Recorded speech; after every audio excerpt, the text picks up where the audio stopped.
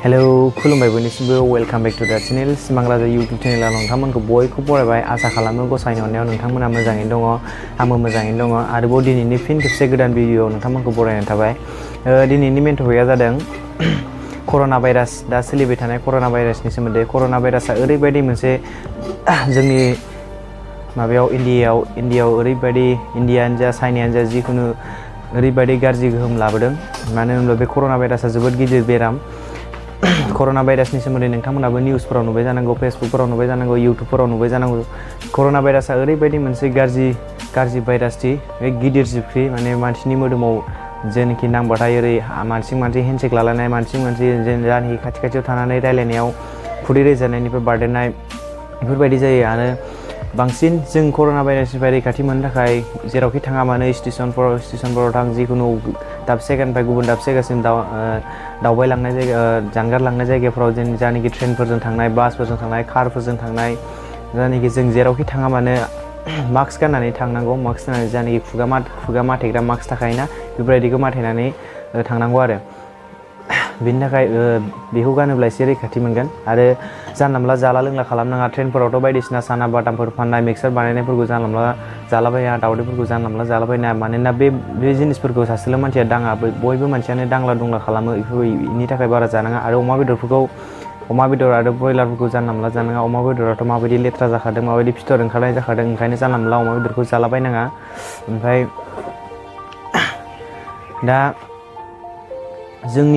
जोंनि आसामावबोथ' फैबायानो आसामावबोथ' जागासिनो कर'ना भाइरासआ जाबायदि गिदिर दाने कर'ना भाइरासआ ओरैबायदि मोनसे गिदिर जिबख्रि जायनाखि बियो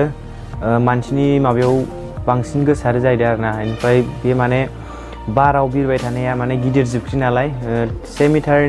मिटारनि बारा गोजानाव थांनाया बे गिदिर जिबख्रि गावस्राया आरो जायनाखि मानसिनाव थायोब्लासो गावस्रागोन आरो बेनिफ्राय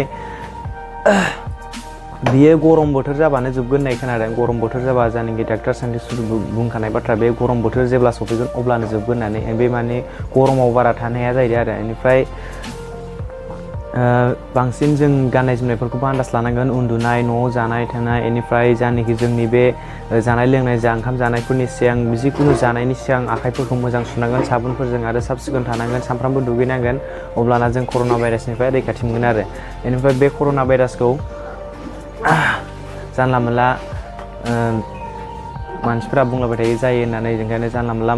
आं बुङो जानला मोनला मानसिफोरनि गेजेर थानाय मानसिफोरनि गेजेराव थाना रायलायनाय मानसिफोरनि खाथियाव थाना रायलायनाय हां गनायाव दानि जोंनि रायलायबाय थानाय समाव मानसिफोरनि खुगानिफ्राय गोबां खुदै फिसा गयो बे खुदैनिफ्राय रेजेरनो हागौ मानसिनाव थाबनो बारदेरो आरो बेफोरबायदि जायो जोंनाव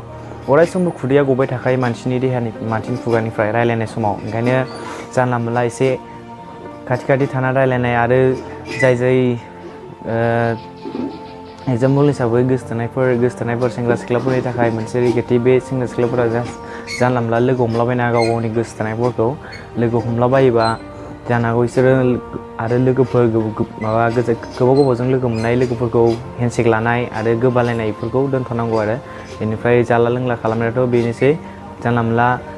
जेबो जाला लोंला खालामना एसे आन्दाज खालामनानै था जेब्लानाखि जोंनि गरम बोथोर सफैगोन अब्लासिम दिनैनि भिडिअखौ एसेबां दोनथ'नो थाखाय गोजोन्थों नोंथांमोना आंनि चेनेलखौ मोजां मोनोब्ला साबस्क्राइब खालामदो आरो बेल आइकनखौबो थुनानै हो आरो लाइक खालाम बाय गोजोन्थों।